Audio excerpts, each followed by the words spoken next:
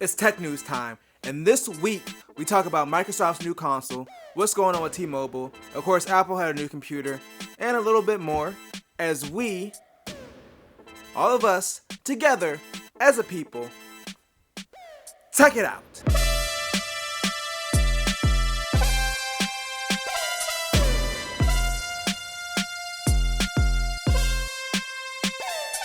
Welcome to another Sleep In Saturday, because I know we're all tired. I appreciate you taking it out with me, joining me for this news on such a lovely day. I'm going to go ahead and do my thing as I do every Saturday and hop right into this tech news, y'all. Our first story is the Mac Pro. Now, it's been all over the internet. There's unboxings, reviews. It lit up the world this week. Apple announced it a few months ago, maybe more than a few at this point. And then they silently dropped it. Well, it wasn't silent. It literally like kaboomed all over the internet. And everybody was like, oh, it's the Mac Pro, it's out. And then, of course, the price came back up because, and I did the same thing, honestly. Like, when I saw that the Mac Pro was up there, I literally maxed out the configuration for what's available right now. And it's over $52,000, and that's just for the computer. The monitor, if you get the standard one without the special anti-glare glass or whatever they did, the nano texture, is just $5,000. And of course, the stand's $1,000. We all know the stand's $1,000. When they announced it at the Apple event, there was literally like a gasp in the crowd, like loud gasp, like you're charging $1,000 for a stand. Yes, they did. It's Apple. So there's been a lot of criticism about the computer. You know, it starts off at around $6,000, and then you can configure it up to, like I said, 28 core processor, 1.5 terabytes of RAM. That's insane. Like, you could technically have more RAM than hard drive space depending on what configuration you get. And then there's up to 4 terabytes of storage right now, but there's going to be an 8 terabyte option later. And then you can do dual video cards. I think it's like the Radeon Vega Pro 2s. You can get one or you can get two. So there's a lot of configurable options. I hear it's actually pretty silent, and they did a good job with the cooling. Of course, we all seen the case. I think it personally looks cool. Obviously, it's not a product for me. It really is for professionals. So a lot of people are like, yo, what's going on with the price? And I think what it is we're looking at it from a consumer standpoint. And I'm not defending Apple because it really is for the parts that they put into it overpriced. But if you're going from a part perspective, then it's definitely overpriced. But that's the case with all Apple's computers, whether it's desktops, laptops, or all-in-one. You're really paying for the parts plus the engineering that Apple did to create the product.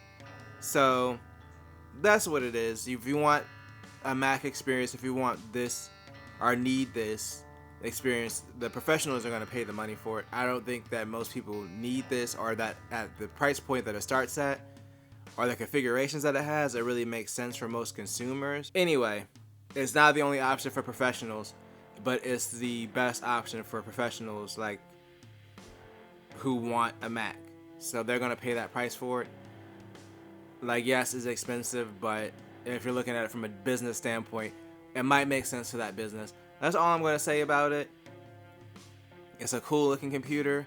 I kind of wish they had a consumer friendly configuration with more consumer grade hardware and options that was cheaper, because it would definitely be on my radar as far as the next upgrade. For right now, the $6,000 one really isn't worth it with that configuration. So it's completely off the radar for me.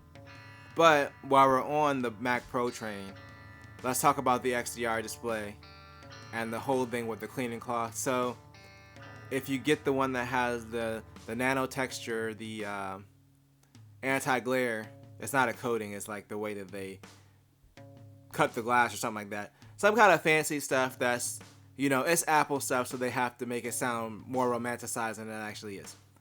So if you have that version of the XDR display, then it says you can only clean it with the provided Apple cleaning cloth, and if something happens like you lose it, then you have to call Apple for a replacement. Now there's no pricing on how much a replacement costs, but considering that, it's a $5,000 monitor with an optional $1,000 stand. Sorry, that version is $6,000. So $7,000 altogether if you get it with the stand. Either the cloth is going to be free, or it's going to be at least like $100 or more. I'm just saying that's the way it goes. It's just like it's either going to be like, you already spent this much money on it, let me just give you another free cloth. Or it's like, no, this is a high-end Egyptian fabric cloth from Ethiopia. You need to buy, like, how many people have to die to make one of these? Like, you have to pay us $10,000 for it. And they're just like, I'll just go buy a new monitor. And they're like, fine. But if you lose that one, they're going to be paying us $20,000 to get two. And like, that's a good point. I'm going to just pay the $10,000. That's what's going to happen. That's a realistic scenario for this whole thing. Special cleaning cloths from Egypt. Get out of here. But in all seriousness, I doubt that Apple made a super special cloth. It's probably like the standard, whatever it was, a microfiber cloth that comes with most like accessories that come with the cleaning cloth. It's probably one of those cloths. But of course, they want to control the experience, and they don't want to recommend third-party cloths in case someone gets one that scratches the screen or destroys the coating on the glass or whatever it is that they did to it. So that's probably why they're just recommending to use this cloth. I'm pretty sure there's nothing like super special about it where you can't go buy some other option and it'll be fine. But that's Apple for you. That's every manufacturer. Whatever they put in that manual that's recommended, if it's something that could potentially damage it, of course they're going to be like, just use our thing because we know that it's going to be fine. When in reality, yeah, you could probably just use a regular cloth on it. Alright, let's hop over to some T-Mobile news next. So T-Mobile headed to court this week because they're still having to fight these states over the merger between them and Sprint, because there's 13 states and DC, District of Columbia. So 14 federal judges total that they have to fight through. They're like, no, this merger is going to be bad for the consumer. We're reducing the number of carriers. We're reducing the number of lower cost options. And I understand where they're coming from. I understand where both sides are coming from. At this point, I think I have selfish reasons to want the merger to go through, because when the networks combine, I'm really hoping the coverage is better because I'm on T-Mobile. But, it could backfire and the prices could go up, and I might do less consumer-friendly options. I've talked about it before on these videos, so I'm not going to go too in-depth. But this is pretty much the last hurdle for them. So if they get through this and they're like, hey, no, we're not throwing this merger out, then it's going to be Stint from now on. Like, that's going to be our reality. We're going to be living with Stint. It's going to be Verizon, AT&T, and Stint. It's a good name, Stint. They're going to do it. They're going to do it. In our next story, we're going to go far into the galaxy and fold back around as we talk about the Galaxy Fold. So Samsung came out this week and said that they have sold over 1 million Galaxy Folds so far, which honestly at almost $2,000 is surprising given the price point and the still like question mark durability of the phone, because yeah, they fixed a lot of the issues, but it still is a very delicate phone. So it's crazy that it's really sold that much. I mean, if I had the money, I would definitely get one, because I'm just out of pure interest, like just to kind of get my hands on it and try it and experience that phone. And I'm not the biggest Android fan, but I would live with Android just to be able to experience that phone. I think it's really cool. I'm glad to see that it's doing well, because it's really going to open the doors for more phones like this, and hopefully within the next few years, as technology improves and manufacturing improves, then we can get a cheaper phone, a cheaper foldable that's more durable, and that's going to be a mass market product that we can actually, like a regular person can actually own and not have to go take out a second mortgage. I mean, if you're already taking out a second mortgage for that Mac Pro, you might as well just extend it a little bit and get a Galaxy Fold too. I'm just saying. Don't forget to include the $1,000 for the XDR display stand. Even if you don't get the display, you might as well get the stand ahead of time and then save up for the display. So in our final story this week, Microsoft finally dropped some more details about the new Xbox, including the name, which is the Xbox Series X, and then they gave the design out. So let's go ahead and just put it up there. Boom. And then, of course, as soon as the design came out, the memes started, the refrigerator memes. I mean, honestly, the refrigerator one's the best one. I think the memes are a bit overblown. A lot of people said that they don't like the design. From what I was seeing online, kind of browsing through. But that's kind of the stuff that's going to surface, the people that complain about it.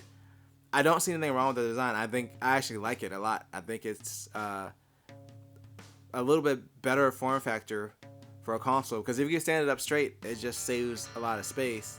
Like, the current generation consoles have gotten so, deep that when you stand it up, it just looks awkward to me. And then, also, they're kind of thin, so I just feel like it's easier to tip over, especially, if you have dogs like us that just play and run into everything all the time. So, I like the concept. It's sturdy if you stand it up, and obviously, if you lay it down, it's still going to be sturdy. I like the way that the disc tray looks. It's like they took the design of the current system and they kind of refined it and changed the form factor. I think it looks good. They also showed off the new controller, which pretty much looks the same as the Xbox One controller, except the D-pad is similar to the Elite Series D-pad, where it has the extra corner thing and it has the indents. But other than that, to me, it looked exactly the same. And interestingly enough, it's actually going to be backwards compatible with the Xbox One series. And that makes a lot of sense, and I believe the Xbox One controller is going to be forward compatible as well, which is great because, if you got the Elite controller Series 2 that just came out, you don't want it to be obsolete the next console, because, those people are probably going to buy the next console, if not at launch, close to launch, and they're going to want to use their controller with it, because if you invest in a controller like that, you're probably really invested into the Microsoft ecosystem. You're most likely going to buy that new system when it comes out. And of course, want to use your $180 controller that you just bought last year. It'll make sense for Microsoft from a manufacturing standpoint, because when the new Xbox comes out, they can just stop making the Xbox One controllers because they're going to be compatible with it anyway.